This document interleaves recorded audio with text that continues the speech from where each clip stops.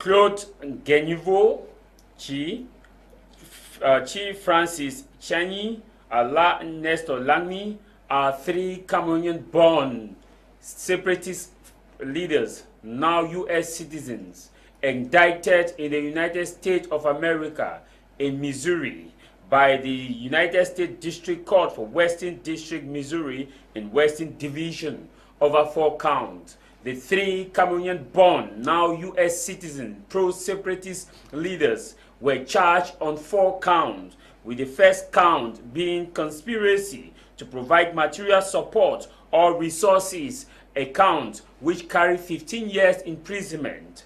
The second, which is providing material resources to separatist fighters on the ground, that count also carried 15 years imprisonment. The third count, which the Missouri District Court brought forth, was receiving money from a ransom demand.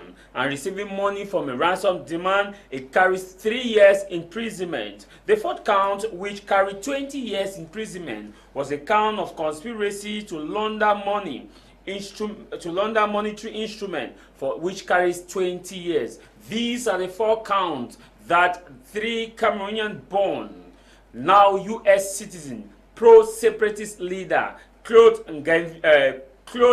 Geniveau, Chief Francis Cheney, and La Nestor Langmi were all charged. And in all these, the momentum is seemingly plaguing in as more arrests are expected and indictment are expected in the days ahead, as far as those perpetrating or promoting violence in the Northwest and the Southwest region is concerned. Just to let you know that this happened within the period of November when the case was filed. According to the indictment, it stated that the manner and the means of conspiracy beginning is dated from 2020 right up to 2022. In all of these, can these pro-separatist leaders in the United States, Canada, and other countries like Belgium, Switzerland survive the wind of change that is coming in as justice is hanging around the corner? This is House of Commons with me, Tah Mai Javis.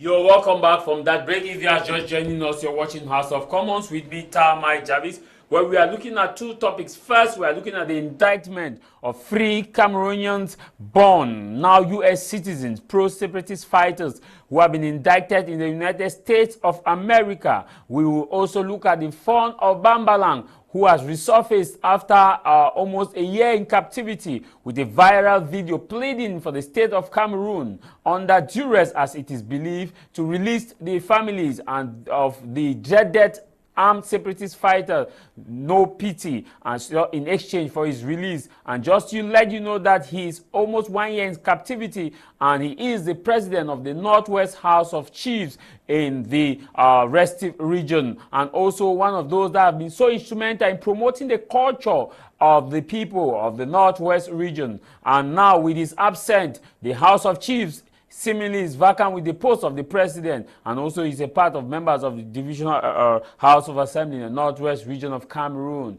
We are still expecting the House of Chiefs in the Northwest to provide an official support or official document as far as his outing is concerned. Many are asking the question, Senator Regina Mundi was kidnapped, and immediately there was a rescue operation to release her, and it was successful, and Senator Regina Mundi joined his family after, and also there have been series of rescue operations, and they're asking the question, why is it so difficult for our illustrious God-given military, highly professional, to rescue the founder and president of the Northwest House of Chiefs? Is it that so many water have gone down the bridge? Here in the studio we have Mr. Sulaiman, who is coming from Kumba, which is one of the restive region, highly aggressive part of the Southwest region, and he had to travel through this jetted a part of the southwest to make it here. I'm talking about Ediki, I'm talking about Balangi, I'm talking about Ekona, I'm talking about Moya,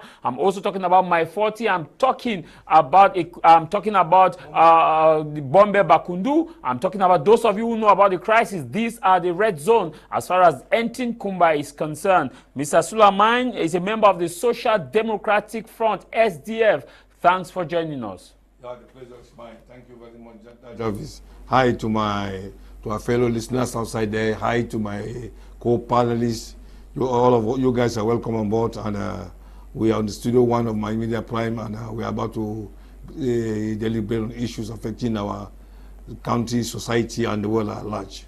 He is a member of the Cameroon's People's Democratic Movement. He is joining us also in the studio in the person of Mr. Vitalis. Thanks for joining us. Thank you very much, Mr. Javis. It's my pleasure to be here once more. First of all, I want to congratulate my brothers in Cambe, especially the Honorable Member of Parliament, Mr. Jerangala, and my mayor, Mr. Mfomusa, and also Mr. Nditamjong, the manager of GMC Radio in Cambe, for coordinating the freeway donation that led to the installment of electricity in Cambe. I wish to thank them for that wonderful job that they did. Thank you very much. And I want to also greet my panelists. And I want to say that we are going to discuss things that are going to at least we'll do justice to the topic. Yes. Here in the studio, we have Mr. Nick Anu, member of the civil society activists, those who are struggling that we should look at the challenges of the common man and how we can better their life across the national frontier. Nick Anu, thanks for joining us. Happy Sunday.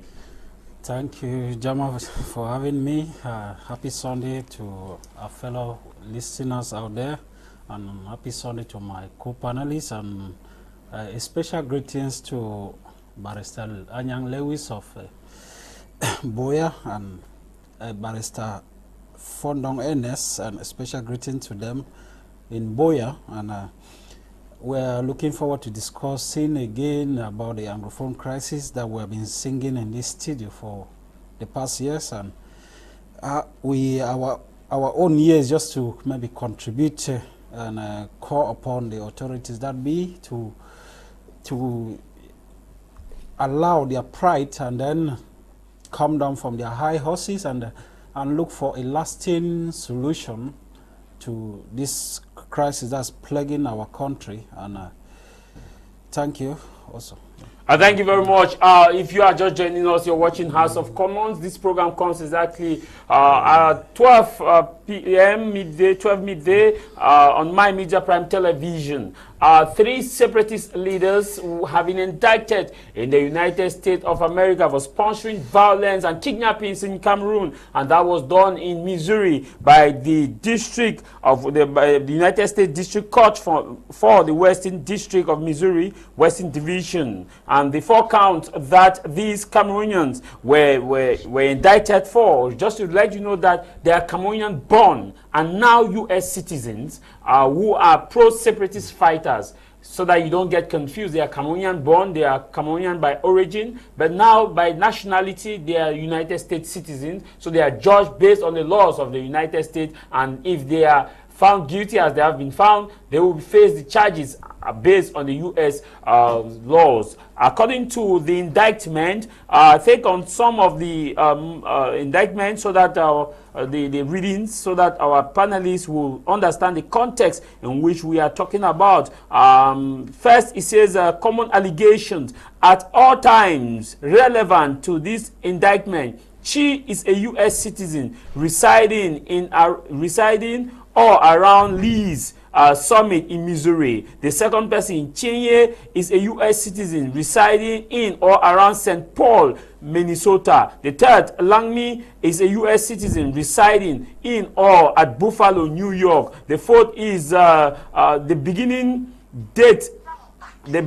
at the date unknown, but no later than January 1st, 2018 and counting. And now if we move down to the manner and means of the conspiracy that these persons were charged, it states, based on the document released by the court, the beginning on the date unknown, birth no later than January 1st, 2018, and counting until the present date, the defendant funded and directed separatist fighters operating in and around Ngokitunja Division, Cameroon, in Ngokitunja County, bracket. Chenyi acted as the county chair for Ngokitunja County. Langmi acted as the chairman of the Ngokitunja Security Council and the defense spokesman of the Ambazonian National Security Council, ANSCE, and the chairman of the Balikumba Local Government Area, LGA, Security Council. Chi acted as the treasurer of the Ngokitunja Security Council, as the chairman of Ndop LG Security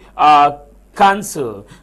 The next point says the beginning at a date unknown, birth no later than January 1st, 2018, and counting on to the present, the defendant raised $35,000 in donation, primarily from donors in the United States and Europe. These funds were used to support the operation of the Ambazonian Restoration Forces and other separatist fighters operating in and around Ngokitunja. The defendants authored a document titled 2022 End of Year Statement, Ngokitunja County, which documented the organizational accomplishments, income, and expenses. According to the records, the defendant raised $885,450,000 in 2020, which in 2020 items expensive included at least 10 entries related to improvised explosive device IED and 10 entries related to firearm or ammunition. Other expenditure included funds related to specific separatist operation, including the kidnapping of traditional leader named the Binglo, the Semen Binglo the second, holding the title of Fon or leader of the Nsor people, and Cardinal Christian Tumi on November 5th, 2020. Key events thwarted by the defendants from Ngokitunja County during 2020 included: 1. Successful disruption of the bracket La République du Cameroun bracket close celebration of their national days, namely 11th of February and May 20th. Second, disruption of the planned meeting by the bracket La République du Cameroun bracket close regime for school resumption in our territory. Third, 1 month long lockdown of our territory in solidarity with our leaders. D. Complete push of frogs bracket open Cameroonian soldiers bracket close out of our communities. 5. Multiple arrests and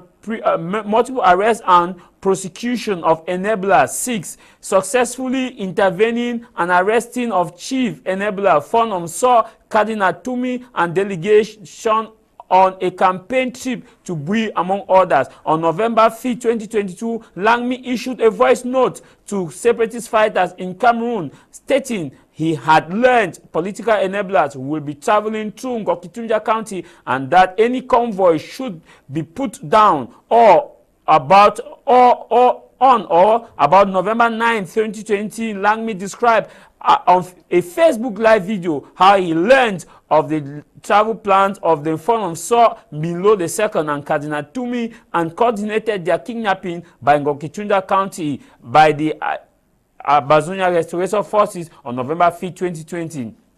Point 10 reads on the next point on June 2nd, 2020, Chi sent Chenyi a message requesting funds for an unindicated conspirator known as Captain Fire bracket open, later General Fire bracket close, for an attack against various government and civilian buildings in Ndop, Cameroon. The targets included: 1. Ministry of Employment, Planning and Regional Development, Minipat. 2. Ndop Community Hall. 3. Royal Garden. 4. Special Branch Police Station. 5. Legal Department. 6. Grandstand, new and old. 7. New Divisional Officer, DO's office. The cost estimated for the material was 57,000 francs, 574,000 francs CFA.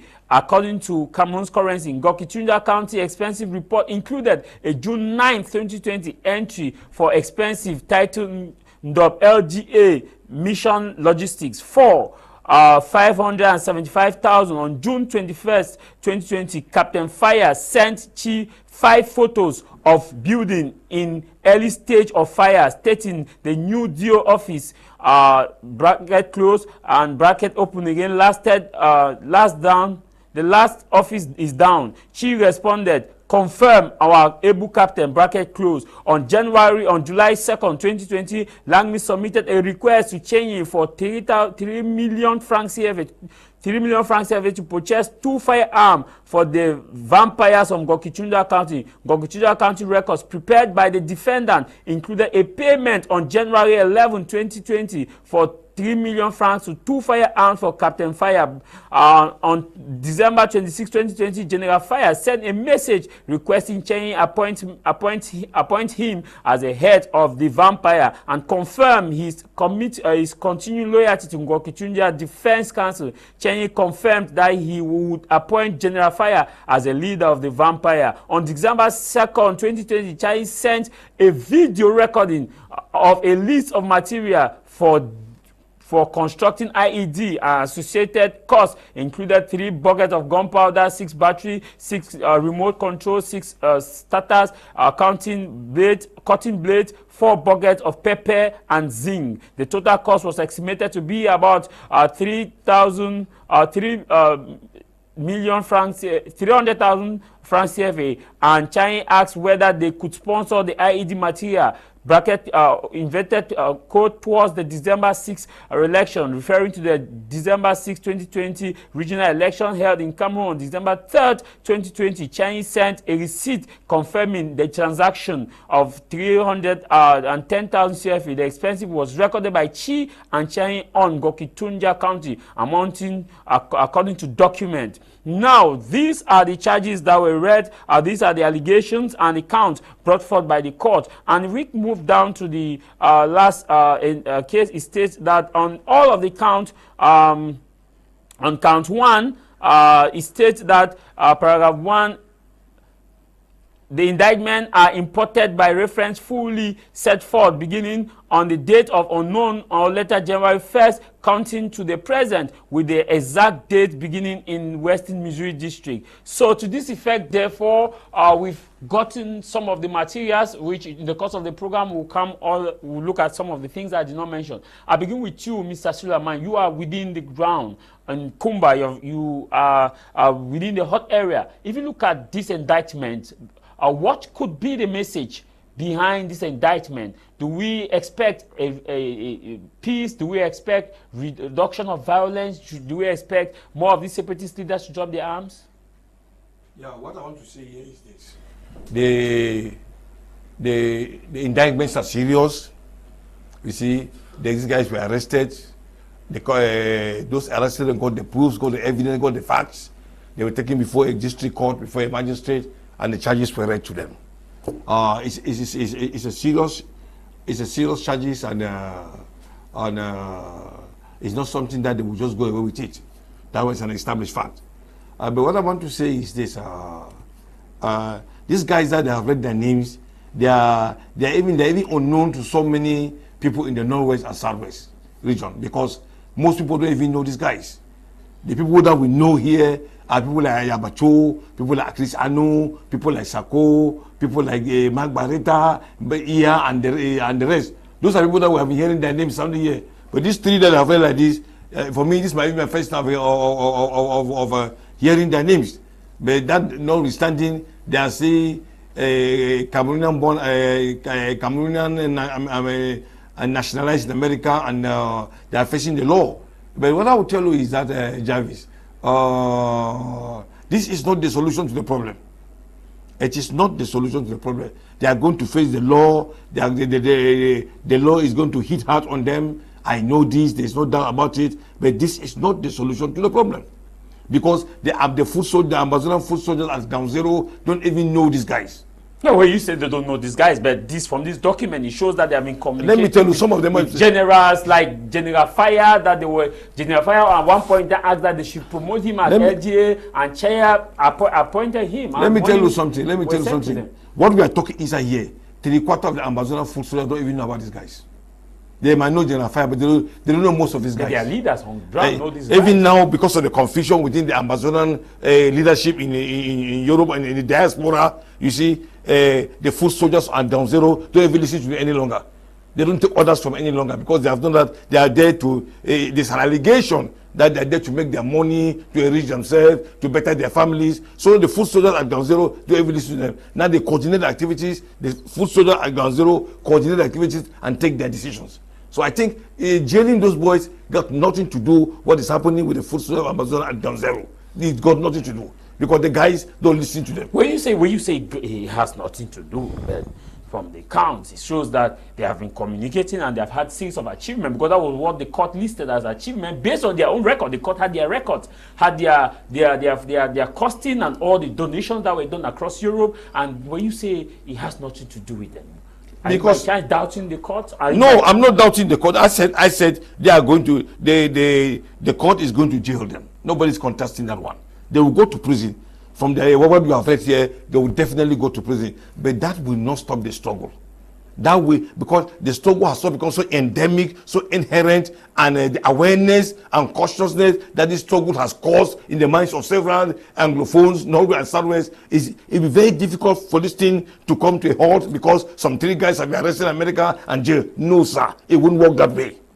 It won't work that way. So to you don't feel like violence will reduce in the Northwest and Southwest based on after this arrest? What we are saying is that the only roadmap, the only way forward for this thing to stop is to call people together and talk this thing. If you don't do that, it's a wasted effort, it's an effort of futility. Because what I'm telling you is that the population, if the population are collaborating and cooperating with the military, if the population are collaborating and cooperating with the government, this thing will have come to a stop. A final full stop. But the population are not collaborating, the population are not cooperating. Whatever the government is doing, the population is still dissatisfied, disillusioned, and disenchanted. So they are not really happy. So I think those guys said they have committed heinous crimes against the people of Cameroon and they are going to face the law, they are going to jail, they are going to prison. Well, they have been caught. That is the irony of any struggle. Any struggle, people suffer and bear the brunt. Okay. You understand? So so the only thing is that let the government go back to the drawing board and let's talk this thing. Arresting those guys there, it got nothing to do what is happening at ground zero now. Some other school of thought will say that it's going to paralyze the guys at ground zero because they will no longer have the money, they will no longer have the materials, they will no longer have the weapons to fight the war because they are big guys have been arrested. These are some school of thought. This is what they will say. But again, at the same time, it may be true and it may not be true. But the irony is that let them go back to the drawing board. Let's sit down and talk this thing. If we don't talk this thing, if we don't talk it, it's a wasted effort. I say it's an effort in futility. Okay, thank you very much. I'll continue with you, Mr. Vitalis. You heard what I read as part of the allegations, the 4 counts, and also the documented evidence by the court based on their own record, on the record of those who were arrested, because those disruptions are the accomplishment that they listed that they have achieved based on what the court received as document. Do you see any possibility of seizure of hostility in the Northwest? Because you are constantly in Bamenda every week. Do you see any seizure of hostility? And you see that this is coming to give throw more cold water on the crisis for those who probably have been instigating the crisis?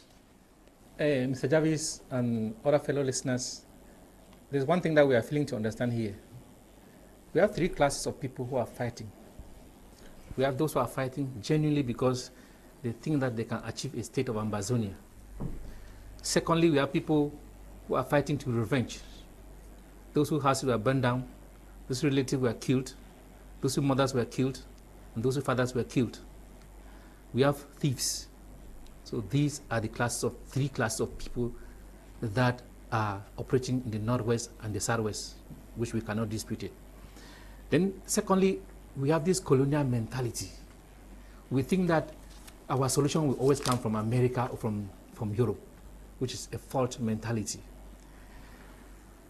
The thing is that the fighting in Cameroon, if you look at what is happening in Cameroon, every week something will come out that will excite either the the separatists, or we excite the government.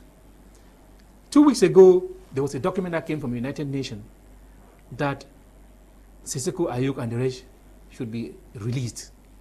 There was jubilation amongst those who sympathize with the separatists. Last week, a document came from the United States of America that some 3 guys have been indicted because they support the fight in Cameroon. There was jubilation among anti-Ambazonians. So I want to believe that the solution to our problem can never come from the West. The solution from our problem can only come from us. Even if these 3 guys, even they are sentenced to death, I want to believe that it's not going to change anything on the ground, because we are talking about one county, which is Ngogetunja. We have 32 counties. And all these 32 counties, they operate under different leaders. If you go to Kumbu, if you go to Bui Division, you go to Yogamantum, you go to everything Ngogetunja, they are saying, not only one Ambazonian faction is fighting there. We have the ADF, we have the Unity Warriors, we have the, what you just mentioned there, the vampires. The vampires. Yeah. We have so many people. We have so many generals. So I want to believe that the only solution to our problem can only come from us. If we think that we will depend on America, we will depend on Europe, all those things that happen in the Northwest and the Southwest, it doesn't affect their economy in anything. It doesn't affect their politics in anything. It is us, those of us who are suffering. And we cannot sit and put our heads together and look for the solution to the problems. And we think that when 2 or 3 people are arrested in the US, we jubilate and think that the crisis is going to go over. Please, then we are making a mistake. But don't you see that this is just this coincides with the visit of Emmanuel Macron in America and... Javis, see, when we come to a panel like this and we are talking things that are serious, I remove my CBDM coat and I put aside, go on to deal with facts. These guys, they have just been indicted. Indicted means that they have been accused of serious crimes. Yeah. They will be charged to court and they have the right to defend themselves. They can defend themselves and they'll come out free. It's just like I say, Jeffrey, you have stolen something. You have done this. It does not automatically make you a criminal. It's an allegation. It's an allegation, which you can defend yourself and come out of it. So this much jubilation that I see, I'm not sympathetic of the... Both sides jubilate, but the common man, which you are in the class of the common man, feel the pain. I feel the pains. We feel the pain. Those on the ground feel the pains. Because like my co-panelist has said, even if they give them firing squad, I bet you nothing's going to change. Because what is happening is that there are people that sit here or sit in Yaoundé and they give impressions of what is happening in the Northwest and the Southwest. Some of us who are on the ground, who see what is happening on daily basis, we stand a better chance of telling you what is happening in Bamenda on daily basis. The insecurity in Bamenda and other places is very high. And I want to tell you that, like my coach panelist said, if the soldiers if they don't cooperate with the population, there is nothing that they can do. There's nothing that they can do. And how do you cooperate with the population? You cooperate with the population by building confidence in the by making the population to build confidence in you. We can trust you. But I want to say that what is happening in the Northwest, I want to thank the governor of the Northwest and Adolfo Lafrique, and thank the General Buba, because those numerous checkpoints that we used to have on the way, we're going to Bamenda, that was a nightmare to many of our travelers. Those checkpoints have been removed.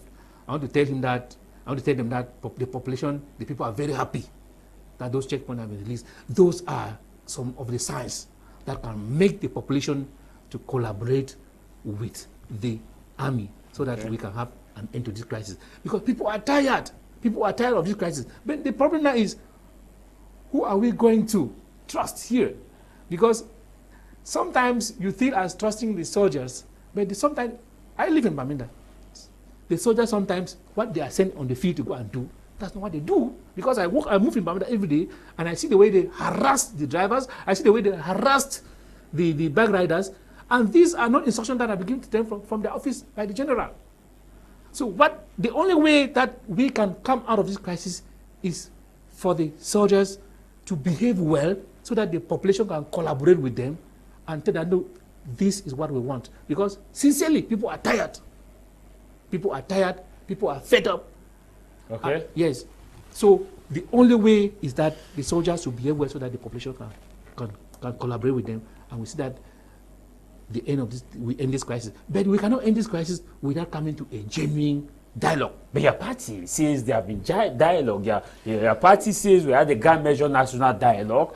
Your party also says that the special status that were accorded to Cameroon is good. And members of your party have been so firm to say that we have just a handful of resistance, pocket of resistance. That's why I say that the party is different, the government is different. Government is everybody. We have to differentiate the CPDM from the government. The government, when we have Buba Bello, who is not a member of the member of CPDM, he's a minister.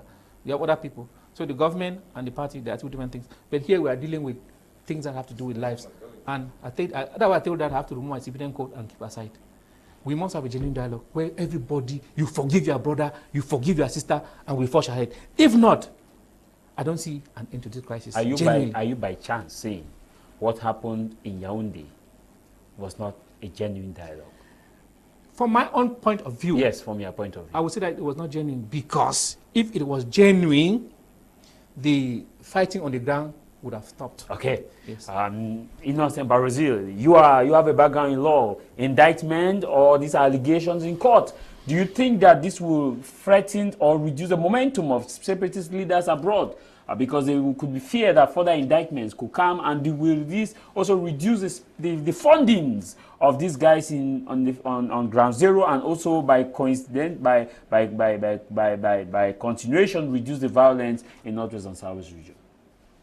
Yes, to me, actually, when I heard about it, I was really happy. Before I continue, good afternoon to my fellow panelists. Sorry that I'm late. So many things happened along the road on my way here. So I wish to say, when I heard like that, I was very happy because that happened in the United States. I was not happy because they were arrested. I was happy because it happened particularly in the United States. Because the United States is a country that believes in freedom. Yes, I believe in that even assisted African countries, that believe in the fact that all countries, people need to be free. People need to exercise their freedom. So now, because if you see in South Sudan, America assisted the South Sudan to have their independence. Assisted other countries, but why is it that in the case of Cameroon, they cannot assist us? Is because there are so many fractions in such a way that they are even talking of dialogue. Who can they dialogue with? Now, I was happy because America herself has seen that these guys, although the Southern Cameroonians have a good case, but the way they have gone about it is as if it is a personal issue.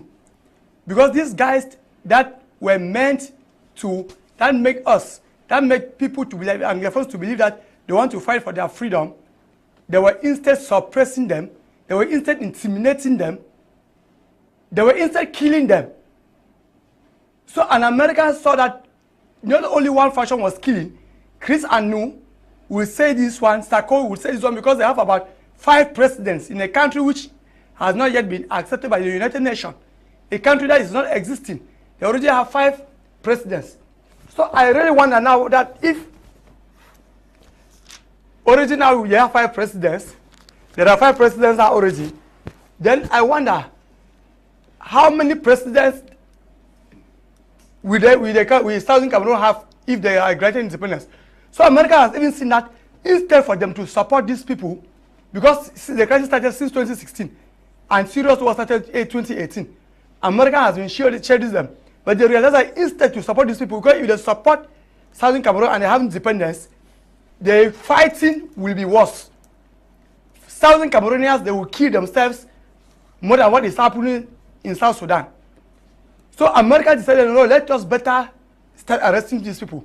And I followed Chris Anu yesterday in Facebook, social media, and he was saying that the American, those are military and police, or American agents or what, they came to his house and scattered his house.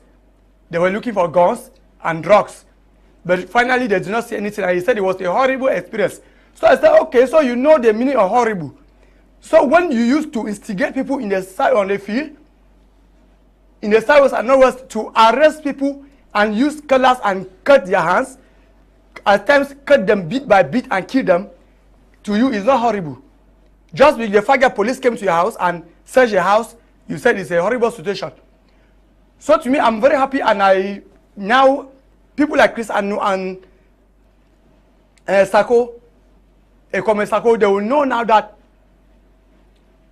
there will in less than no time they will be held for war crimes, because I cannot imagine that somebody that you are fighting for, are they fighting for trees? Which country are they fighting for? That they will be killing. Wait, we are even saying they are even talking that they are fighting. Who are they fighting? Are they fighting with the military? Okay, you raised an issue that you are happy that they are arrested, that they were indicted and also arrested, but we know that some of these persons have regained their freedom since it was more of an indictment and investigations are ongoing. You said it's because the fact that the so-called Ambazonia have several factions, they have so many presidents. So is it because of the fact that they have so many presidents that the U.S. arrested them? Yes, to an extent, because... Or indicted them? No, to an extent, because if America, South Sudan was also fighting war. South Sudan was also fighting war, but Americans supported them. With the United, with the UN, much proof do you have supported them. How much proof do you have that? The How much South proof? Sudan. Wait, no, excuse me. How much proof do you have that America supported them? Also, how much proof do you, or will you dispute the fact that currently South Sudan is still fighting now because of several factions, Savia versus Machia, as well as other factions that are fighting these guys? Okay, I understand, but South Sudan, they started, the factions came when they already achieved their independence. Are you sure? No.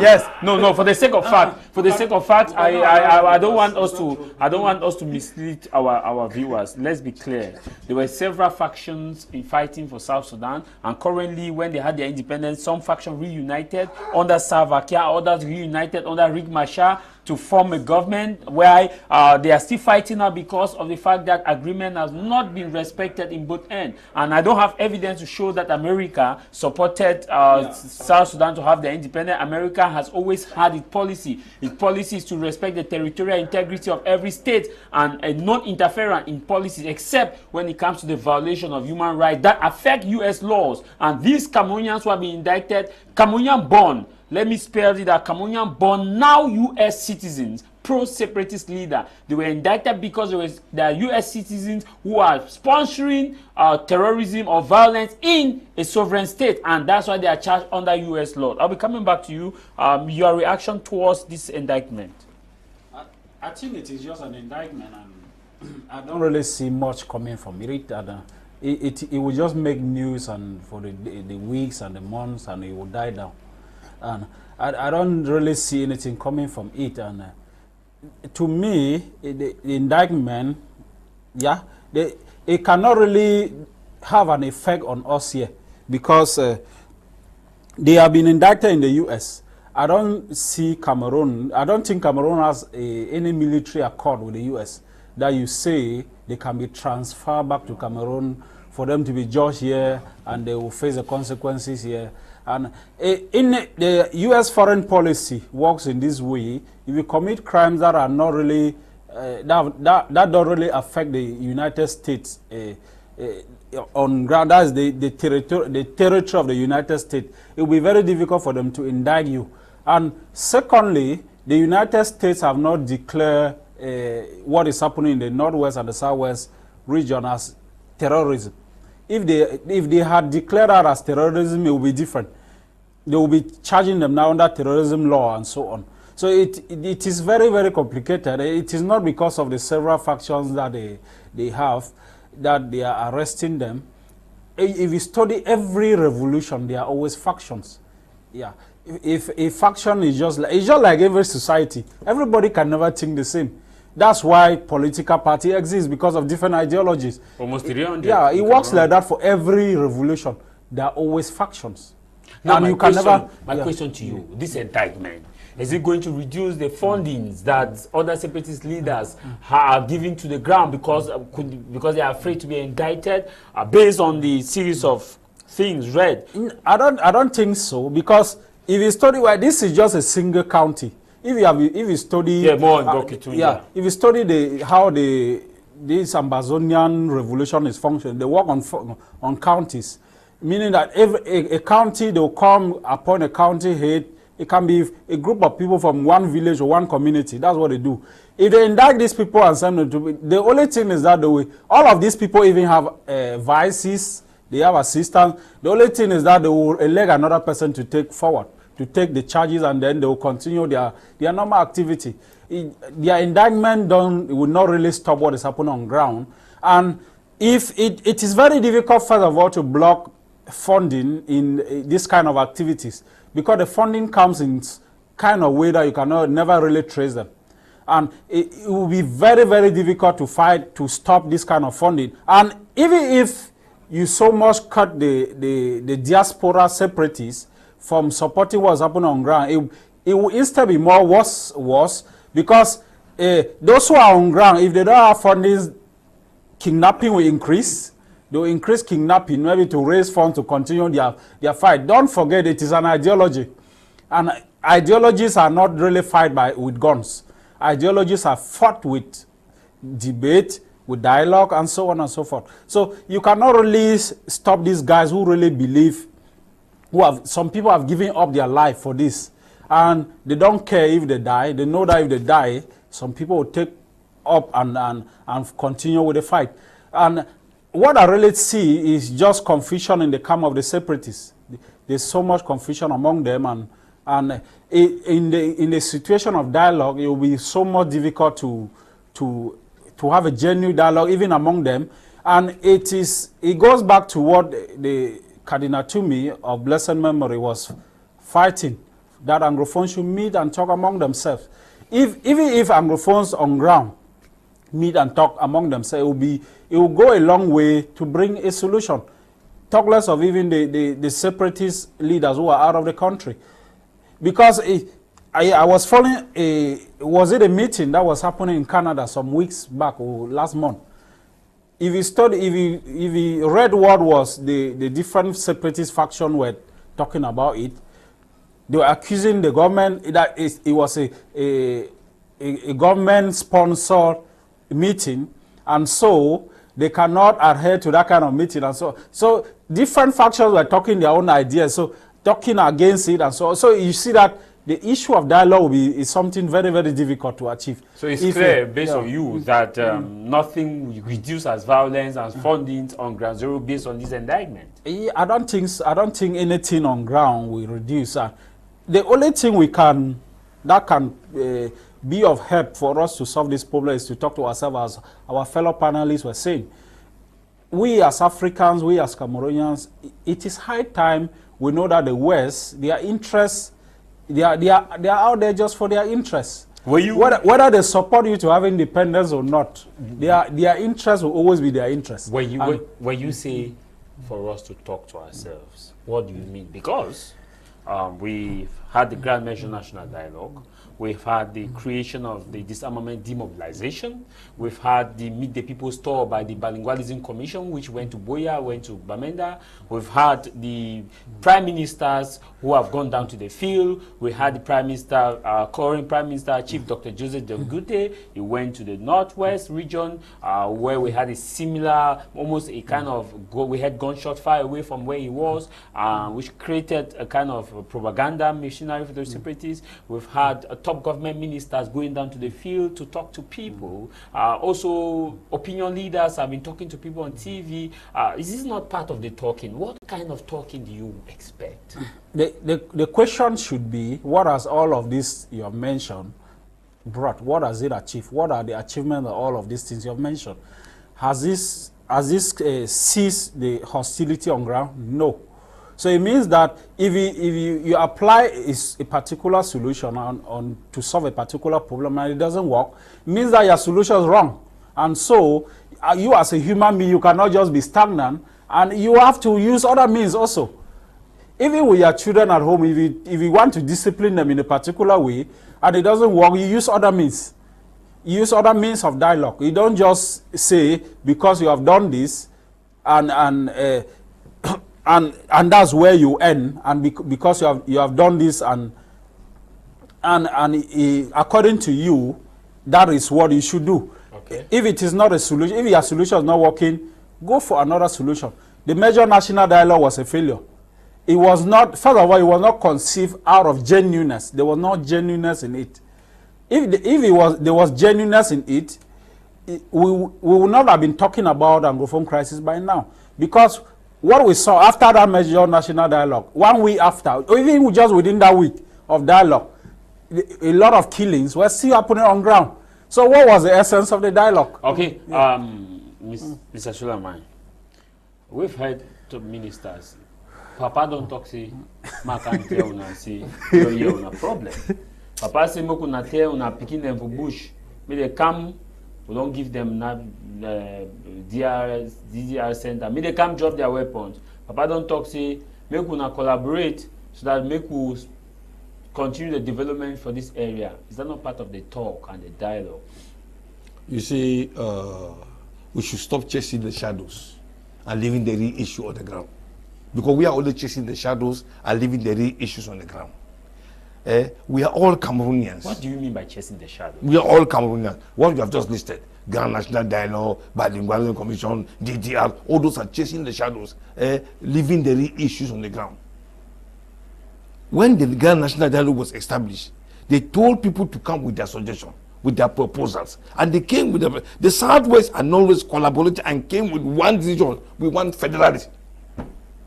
The government threw it into the dustbin of history. But that was not what dumped it. But that was not what the governor told the prime minister when they met. I followed the interview. The governor. Why they say he who pays the piper dictates the tune. The governor. I don't know. Maybe between Yaoundé. I'm asking you. I'm telling you that he who pays the piper dictates the tune. Are you by chance saying that? Excuse me. Are you by chance saying that the document that was sent to Yaoundé was manipulated from the opinion of the people? Exactly. So because that was not the decision, even with the members of the delegation of the North and Southwest. So that was not the decision. So it was the decision of the governors of the Northwest and Southwest that came together and said, this is what they said. Are you saying that the governors of the North and Southwest deliberately misled the people? Oh, yes. Was it even their role to be they were not even supposed to be part of the decision. They were not, yes. They were not even supposed to be part of the Southwest and Northwest because they are not the Southwesterners and they are not Westerners. They are not from that region. Okala Bila is from Mbam Ekim. So you are saying that between Boya and Douala, there was photosynthesis of the document. Which what we are saying is that first, the governor of the Southwest and Norway were not supposed to represent the Northwest and Southwest because Lele Afik is from Bambuto division. Dima is from Mbam Ekim, from Ntui. You know, Okala Bila is from Tui. His wife, who is a American, from Bangasina. So you see, they were never supposed to be. So, I mean, that's why they are chasing the shadow. They know the truth, but they are promoting and protecting and defending the interests of some particular people against their own our own interests. They are supposed to put our interests first before any other interest, but they don't put our interests first. They put only those that they know that they depend on them, and that is where the whole thing is failing. That is where the whole thing is failing. So, as I said earlier, we have a drawing board. Let's go there and sit. You see, look at the FARC rebels in Colombia. After 20-something years of Bush war, after the killing, the massacre, the burning in Colombia, finally, the president of Colombia today is a rebel leader. Yes. The president of Colombia today is a FARC rebel leader. Because what? Because the government finally said, no, let's call these people. Let them transform their rebel group into a political party and let them go for election. But that's what the government also has been saying. Our own it's not the same case. The government has been saying that these people should form a political party and drop their weapons. Papa don't talk say make una drop una weapon and form political party. Our own is a different case. Mr. Tah Mai Javis, our own is a different case. How different? That's what I say. They say there's no truth in our own. The truth and confidence is not there. A political party is supposed to have a national character. How can you say Anglophones should form a political party? It doesn't make sense. Yeah. And Okay. it is a very dangerous ideology that we should not even. Okay, I read now the vote count. The vote count presented by the Missouri District Court. It says that Claude Ngenivo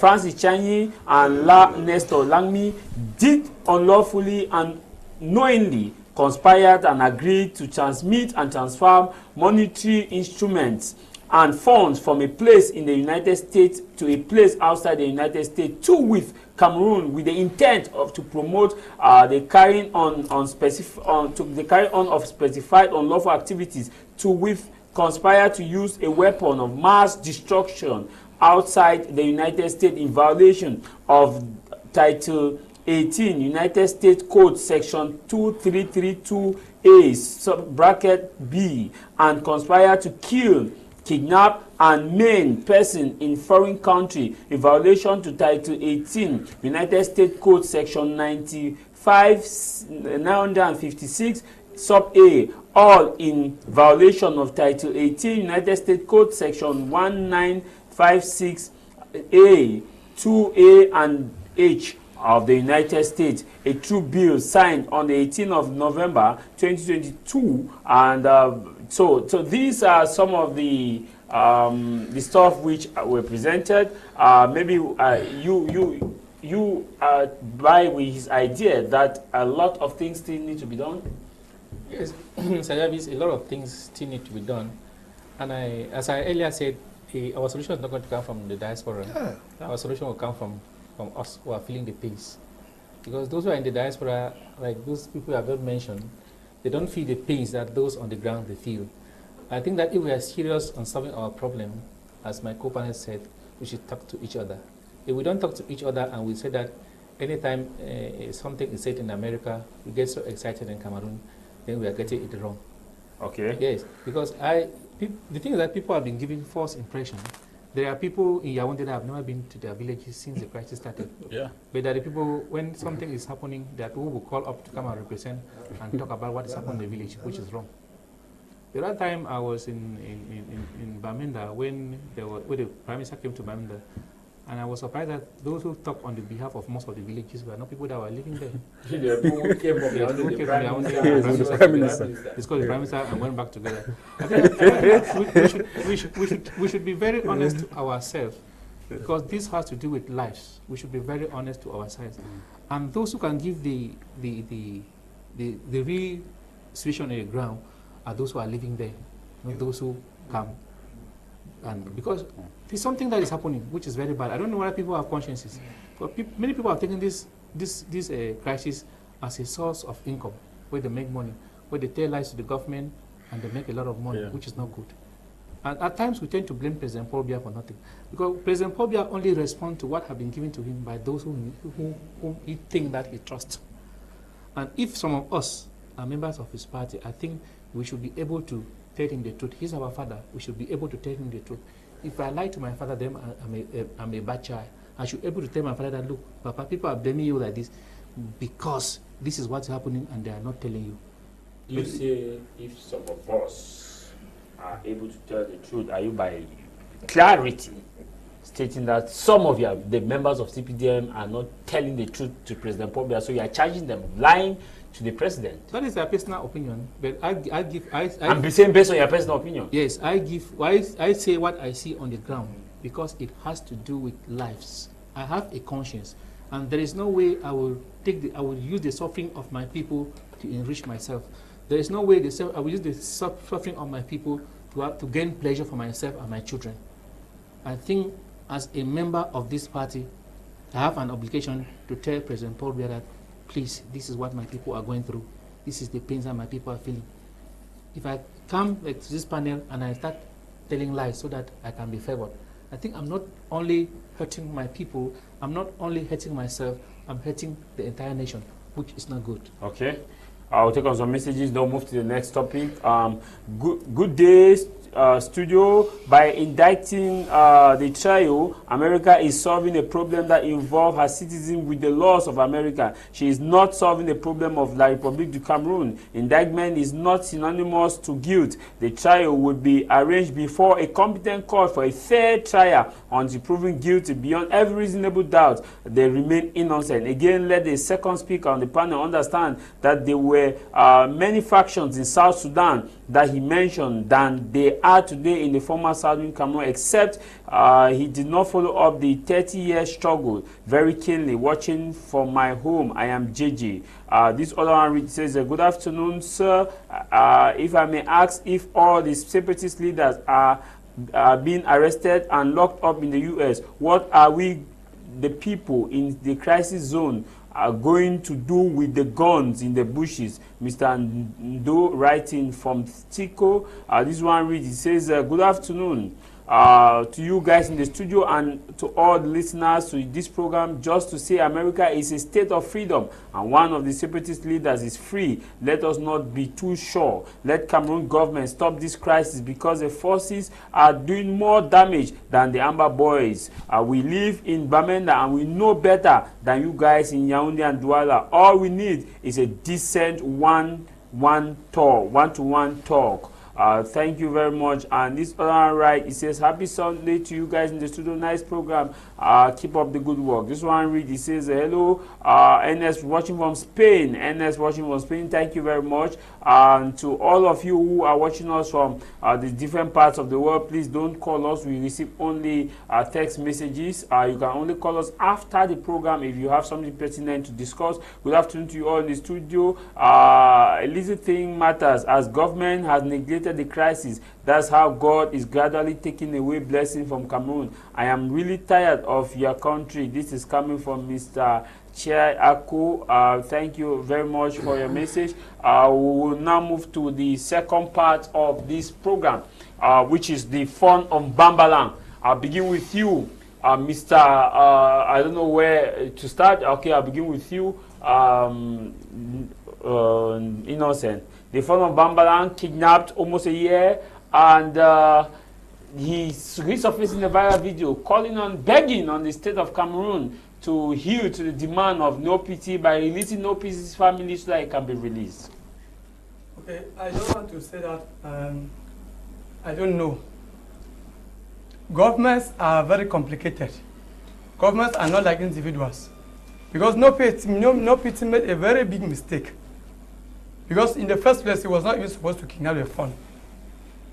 Because the problem of Southern Cameroon was not started by the fund of Bambalang.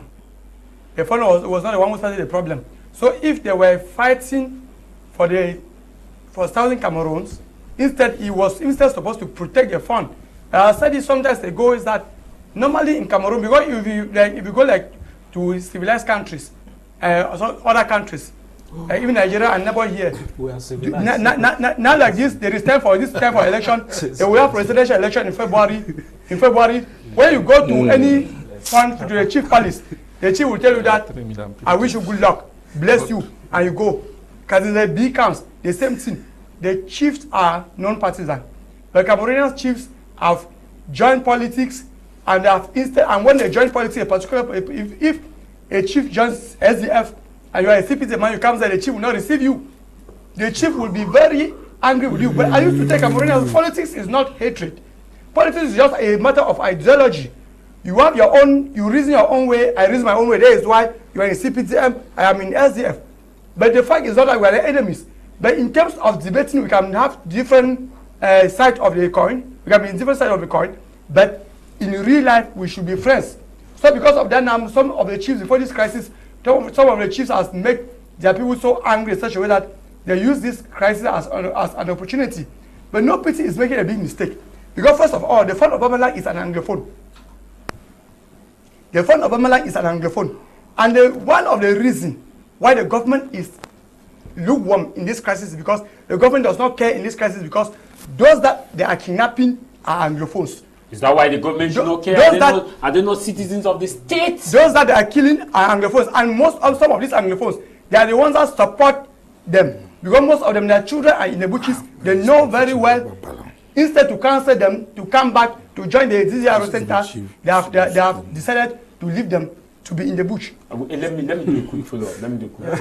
So you said those that the reason why the government doesn't care about the crisis, but the government has not told you that they don't care, because the government says they organize dialogue, they have been sending people to talk to the people. Now, coming out to the, you said because those that they have been killing are Anglophones. Are there not Anglophones in the military who are fighting to restore peace in the restive Northwest and Southwest region? Are there not Anglophones in the government, the CPDM, who have been struggling for one and indivisible Cameroon? How do we stand? Is Cameroon still, is Anglophone a separate country that the government will say they don't care? Are there not people in the Northwest and Southwest who pay tax to the government that are part of Cameroonian citizens? See, Cameroon, the government, Anglophone is still part of Cameroon. But the fact is that the reason why the government is angry is because normally the way they behave, you go for instance, how can they fund the president of Northwest Fund Conference? How can he be there and he does not? They don't care. They don't care is because the government is seeing that they are fighting to liberate Anglophones, and they are killing the same Anglophones. And first of all, you need to know that, because I read history. I have one history book in my house. When I read the way the French, France, how they maltreated their own people, I say, how is this maltreatment? This what the government is even doing to Anglophones is still small. Okay. Because Francophones, they have their policy. Even our president confessed it in Europe. So in one place that his intention was to assimilate the Anglophones, because the French has a policy of assimilation. Now, since they could not, and Anglophones are fighting, they thought that maybe they will fight, but as they were fighting now, they are fighting. But someone is fighting, they are not even fighting, because when the military comes, they are running. Because they know where the military camp is. They know where gymnasts are. They know where police are. They should go there and fight with them. Because they are killing their own as well people. As the military know where they are not fighting. The military don't know where they are. Because they are in the bush. Don't know where they are. Okay. At least if they are in the bush, the military knows that they are in the bush. Yes, they are in the bush. Yeah, if they are in the bush, the military knows that they are in the bush. And so they should go to the bush and look for them. They should not come and remain down. Your take on this. He has appeared, but we have not seen the House of Chiefs in Northwest region coming firm. Also, the House of Chiefs in the Southwest region. In fact, the House of Chiefs calling for intervention. What's the problem? I think it is kind of a sheer hypocrisy, because since the phone of Bambalang was maybe kidnapped in court or whatever, we have never heard even his own fellow colleagues of the House, the Northwest House of Chiefs or Funds, talking about it or even making a public statement about it. We cannot really understand that kind of hypocrisy. Yeah. First of all, we are happy because at least we know that he's alive. Because since he's kidnapped, and I think it was in the month of March or something like that, and nobody has ever known where the phone was. And people just suspected that he was kidnapped by General Norpiti in court. And it is General Norpiti's phone. That is General Norpiti's. It is his phone that is kidnapped. It is, because it's a phone of Bambalang. Norpiti is from Bambalang also, and he's using him as a bait now that his family members that were arrested should be released. And the question should be that why was the family members of Norpiti arrested? Were they the ones who sent Norpiti to the bush? And criminal responsibility is not shared. It's not shared, yes. So we don't see reasons why the government should be keeping his family. Has keeping the family of General Norpiti caused him to leave the bush and come? Has it caused him to stop fighting? And no, so it is keeping his family, to me, is inconsequential. And his family, if it takes releasing his family for the fund to gain his freedom, I think all of these the government know how to do. But the government says that they don't negotiate with terrorists. Yeah, how did they negotiate the release of Senator Mundi? Rescue. He was not rescued. We don't. You have facts to say that he was not rescued. He was rescued. Do you have the fact? We don't have enough facts to prove that he was rescued. You know, he was rescued. He was rescued. Excuse me. Yeah. He was rescued. We saw a communique that was published, and that Senator Mundi was rescued by the military from which we came, though the driver was not rescued. We didn't see the driver. We just saw Senator Mundi, and a while after some time, we heard that the driver was there was a rescue operation to get the driver alongside some yeah. But even if you want to talk on that, we would still question how she was even kidnapped in the town of Bamenda. That militaries are everywhere. How was she? She disappeared? No, my brother. In Bamenda, they can kidnap you at any time. I live in Bamenda. It just suffices for someone to come and stop a bike in front of you, removes a gun, and say, "Grandfriend, Clement will go." You don't have an option. You don't have an option. And you pass through different roads. And you pass through different control posts. Even if you are passing and the military is there on top of the bike, they might not know that they have kidnapped you. So even if Senator Mundi was rescued, why can the father of Bambala not be rescued too? We want him to be rescued also, in the same way that Senator Mundi was rescued, because he represents the state also. The Northwest House of Chiefs is an arm of the government also in another way. So it is we expect his colleagues in the Northwest House to talk about it. Their hypocrisy, their silence for all this, why it shows complicity. Yeah, it shows complicity within the house, because you cannot know. Maybe some people, we can accuse them that maybe some of them maybe do not want him to be the president, and maybe in another way support his kidnap. Because how can you explain the fact that your president is kidnapped for over 7 months or close to 7 months, and nobody in the house can talk about it, or not even an official statement from the house? Okay. It shows shared hypocrisy. I'll be coming back to you. Let's take on some few messages. Those who are watching us on Facebook, we want to appreciate your comment. Eddie Kassin, thank you very much. Moi Blessed, thank you very much. Oji Ojonka Kabum Michael, thank you. We have Bombi. Thank you. We have Song Derek watching us. Thank you. We have Jukeng Jabet Jacoby. Thank you. We have Oben Clanton. Thank you. This one reads, it says, Tah Mai Javis, I think you brought a lot of funny panelists today, very interesting to watch, but the CPDM panelist is very interesting and intelligent. I really do appreciate his rich insight. This is not a matter of partisanship. I also do appreciate the SDF panelist too. He is really interesting. A nice program to watch. Thank you very much.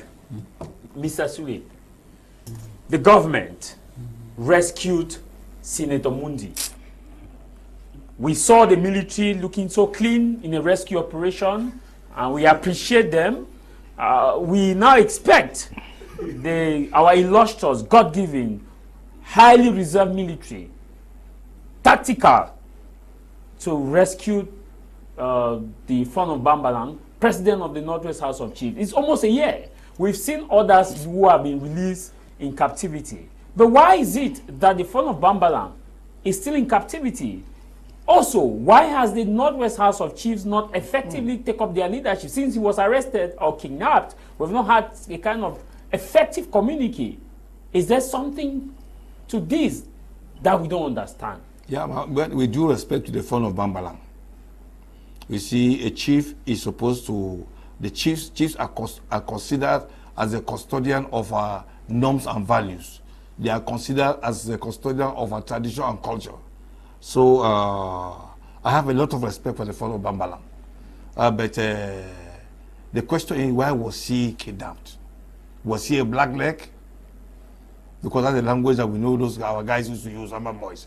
Black leg. Was he a black leg? And General PT too. The Fon of Bambalang is his phone.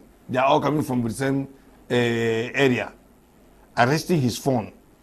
What was wrong? What was the problem? Up to today, nobody has come and told us that why General PT kidnapped Fon of Bambalang, his own phone, and took him to the forest today for almost a year.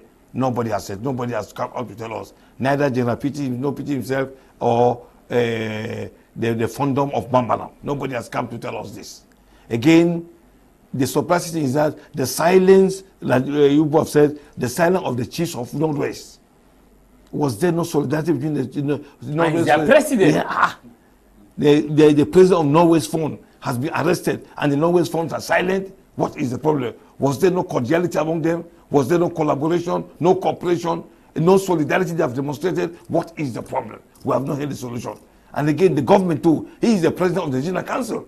Yes. For no reason again. The vice president. The vice president, the phone of Bambala. Yes. He's the vice president of the, again, the regional council members are silent.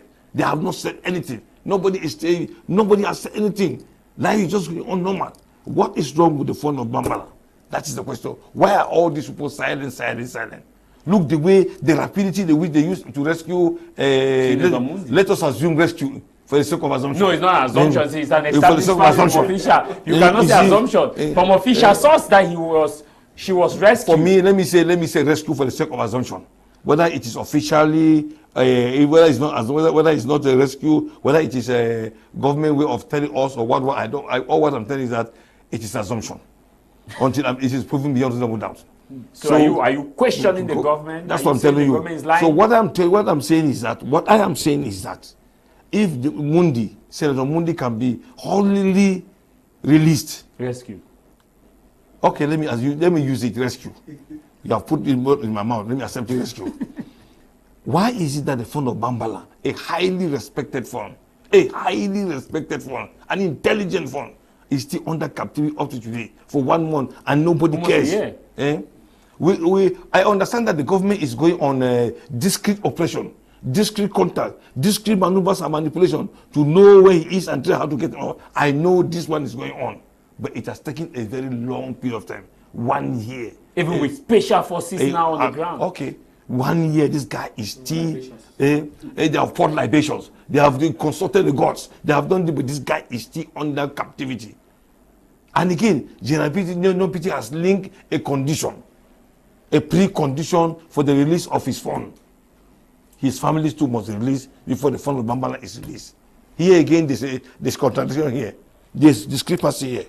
What has released or what has this two got to do?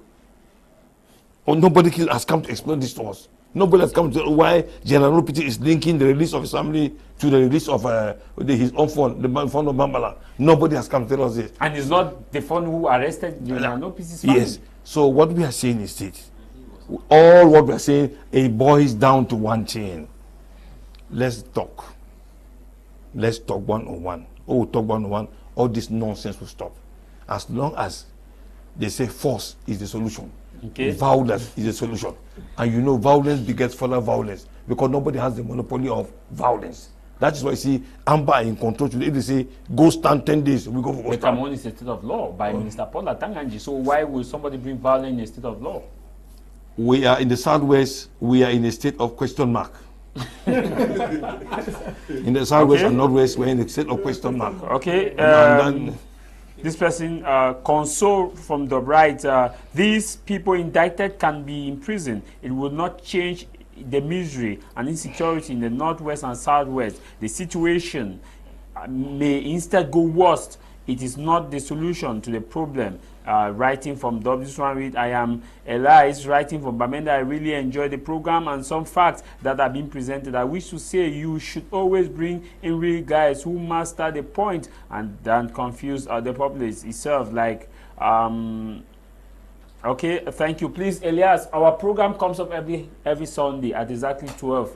Yeah, you can join us and come and talk at my Media Prime TV. We are at Feng with John Bagger. My number, the number you used to write, you can join us. You'll be a member. I will include you into a panel, a member of a WhatsApp group. If you are okay with the topic, which is always being shared before the topic, you indicate and come and talk what you think you can best explain so that the public should understand, be educated and inform public opinion as long as you take responsibility for your statement.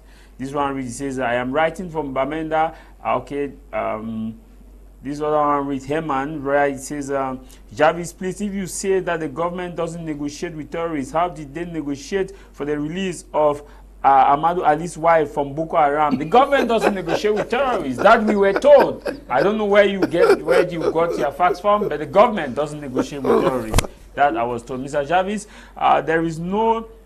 Mr. Javiso, no, this Senator Mundi rescued by the military was a show and not the way they presented. It was not abducted by the Separatists. Just see how the way the rescuers were very clean in order and can can some group of people come back from a confrontation and be like, you saw those men in their clean attire like no other, like that? No, my brother, that was just to deceive the people. I intentionally unintentionally to tag the separatists as kidnappers. This is coming from Eli, writing on Vitera. Eli, maybe they finished the operation and they went and changed where they were before they boarded the helicopter. So you cannot say that there was no operation. We stay by official figures, official statistics. They were rescued. If you think that maybe because of their cleanliness they were not rescued, to me maybe they are changed and they went somewhere they changed. If they look clean. Good afternoon, Javis. Please, Senator Mundi was negotiated. Besides, let me ask you, where is she since then? Where is the board chairman of GCE who was captured, beaten? This is Collins from Germany. Collins, that one. Besides, kidnapping all the funds and other government anglophone is simply the government is using them as a city, connecting the military to them. If kidnapping them, the government remains quiet, makes no sense. Happy Sunday to you guys in the studio. Happy Sunday, Brother Javis and all the critics. And I am Stephen from Yaoundé. I really enjoy the program. Keep updating the people. Thank you very much, Stephen from Yaoundé.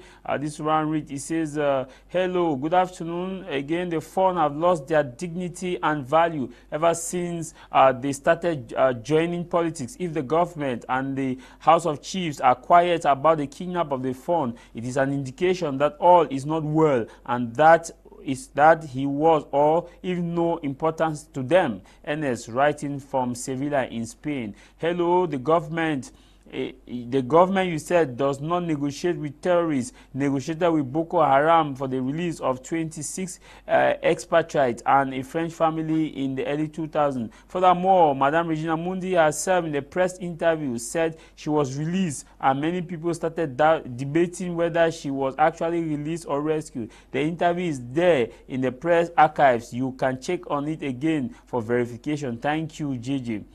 Thank you very much. I don't know whether she was actually negotiated, but I want to stay by official statistics and official release by the Cameroon government. We are still in Cameroon, and based on that, it stated that she was rescued. Mr. Vitalis, we were told that Fon have special powers, magic, that when they are touched, they disappear. Why is the Fon of Bambalan still in captivity? And why is it that the members of your party within the House of Chiefs have not come out to condemn? Is there something to it that meet the eye that we are seeing? Mr. Javis, as I said here, everything depends on truth. Everything depends on your relationship with the people you govern. If you look at the parliamentarians of the Northwest and the Southwest, after the Grand Major National Dialogue in Yaoundé, the only parliamentarian that was able to move around his constituency freely and preached that what he brought from Yaoundé was Honorable Tah Mai Javis. Why? That's the only parliamentarian I can see in the markets. That's the only parliamentarian I can see communing and drinking palm wine with his people, because he speaks the truth. He tells them people what it's all about. He does not lie to the people. When you are a leader that you don't depend on the truth, you give false impression of what is happening on the field, you will become a victim of what come out from you. I think the Fon of Bambalang should be suffering from false impression that he has been given to the regime. Because if the Fon of Bambalang was in communion with his people, no pity, who is no pity to adopt him and take him out of Bambalang without the villagers raising up to say that no, you cannot take our Fon away? If no pity was able to have carried this Fon from Bambalang to a hideout and still almost a year in captivity, and the villagers, because all the people that had to rise up first are the villagers. The villagers have not rise up, they have not protested, they have done nothing. That means that the Fon has dirty hands. Secondly, I want to say something. I have a son who is 18 years, and I don't believe that I can be responsible for his crimes. The arrest of No Pity's parents, except that they are something that in connection with his activities. The activities. That is against the law. I think just arresting the mother of Sobden No Pity because Soputi is their son. For me, I don't see it right. I see it as wrong. Because there's an age that, for example now, my mother can only advise me at this age. My father can only advise me at this age. And I don't think that my father can be responsible for my crimes. So what we are saying is that if it is that the parents of Nopiti and the relations of Nopiti were arrested simply because they are relative to Nopiti, please let government help and release them. Help release that poor mother, release that poor father. Then as for the Northwest chiefs and the rest, I don't know why they are so quiet. I don't know why your colleague will be kidnapped, taken to the bush for a whole year, and you people will be quiet. Like my fellow panelists said, maybe we have a tussle for power in their midst. Because I don't see any reason why a member of my organization should be kidnapped. He's the president of Northwest House and Yes, vice and vice president of Regional Assembly. Yes, and they just sit quiet. So that's where I see that maybe they had a hegemony crisis, and maybe some people are behind that he should be kept in the hideout as long as possible. If not, then I am pleading that the Northwest, even if the thing is that even if the Northwest funds, if they come out and condemn it, it's not going to help in anything. I don't think that Nopiti is going to say, okay, go, because the Northwest chiefs they have condemned it. What we are saying that Cameroon is a state of law, and we should not abuse law because we want to solve a problem. And we discover that when we abuse law because we want to solve a problem, at the end of it all, we don't solve that problem. It only aggravates. So, please, so far as it has to do with lives, let our conscience be our guiding force. Okay. Yes. Thank you very much. We are seemingly out of time. Before we take leave of you, Pastor Mine, any special message to the people of Kumba? Yeah, I was declared terrorist by my duo, Kumba 2. Why were you declared terrorist? That because we have some differences about in the mosque. Some people, when I met him, gave him false information, and he came now. I called the Muslim community and poured venoms on me. He insulted me, rebuked me. And when I said I'm entitled to defend myself, he packed his thing and said the meeting is over. He said the meeting is over. Am I not entitled to defend myself when you even in court? If you're about to be sentenced to death by firing or anything, the judge gives you that privilege for you to say something, for you to say something. But in that case, he refused me. Not that guy hates me. So why he hates me? Why did he declare you a terrorist? What did you want to? What did you want to state? Yeah, because he was based on information he has got. Okay, say what you want to say. Based on information he has got, so he just insulted me. Because had it been he would have listened to me, maybe there must have been some corrections. Maybe they've given me wrong information. But he never wanted to listen to me. Hey, he just packed his document and said, I'm going. He hates me, I know, first. And what is left for him, maybe to eliminate me. No, he cannot. No. I don't know. Because no. Briefly, we are out of time. Briefly. He hates me. Briefly, He hates me. That's all. What did you want to tell him? No. Maybe he's watching you now. No, the context of the issue, I have a long thing to tell him. Because he raised so many issues to insult me. I have the right to defend myself. He said I should not defend myself. So in summary, what did you want to No, in summary, he hates me. No, what I'm saying is, what did you want to tell him that he did not hear in summary? No, this is not because if I'm saying here, my fellow Muslim brothers who were there in their large numbers will not hear what I'm going to tell him. So what I'm saying is that, just know that you are not a terrorist. I'm yeah, that's what I'm saying. You are telling him that you are not a terrorist. Yes, I'm not a terrorist. I've never supported terrorism. I've never called myself a terrorism, but he stood up and said and called me a terrorist. That is something I will take him to court. You can charge him to court. I'm telling you. You have the right. Yes, I have the right. I have the right. Yes, I have the right. We have to send examples from those. Well, I'm telling you have the right because I believe you are a respectable citizen. I'm telling you, master. Just come and declare me a terrorist people and deprive me from defending myself. Thank you very much, Mr. Suleiman. We want to thank you for coming, and also want to thank you for coming, Nick. Thank you, Jama, for having me, and thanks also to our fellow panelists for their ideas, their constructive ideas, and we hope we can do advocacy, and we hope the government in the days ahead will adhere to our pleas. Okay, thank you for coming, sir. Well, thank you, and happy Sunday again to the viewers of House of Commons and my fellow panelists. And I wish to also say that chiefs should try to stay away from politics, because the chief of Amalang to be a president, the president of Northwest Foreign Chief is correct, because it's by election. But being the vice president of Rishina House of Assembly shows that he's not a politician, and that is why all these things are happening. Okay. Thank you for coming, Mr. Vitalis. People say you are not a CPDM militant. No, that's the error many people are making. Yeah. They believe that once you're in the CPDM, you must tell lies, which is very wrong. I work with my conscience, and when it comes to life, I know that I have the right to tell the President of the Republic that this is what my people are going through. Okay, we're out of time. If I lie to him, I'm not being honest, and I'm not being good to my people. Yeah. So truth is the basis of my foundation. I grew up in a Christian home, and I uphold that Christianity in me. Thank you very much. In case you want to be a member of our panel, you want to talk on topics that concerns the nation, you can contact me on the numbers on your screen. I will include you into our WhatsApp group, where we always continue the debate there, and also share the topics to be discussed there. If the topics are of interest to you, you can indicate. I will program you for the program on which you come on Sunday at Douala Fengu John Bange, which, as long as you take responsibility for your statement, this program will be rebroadcast there at 10:30 p.m.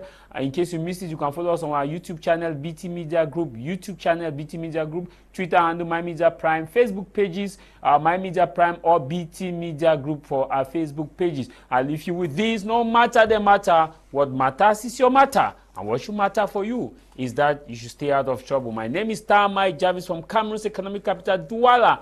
Fengu John Bange, Koto, Bonamusadi. Bye-bye.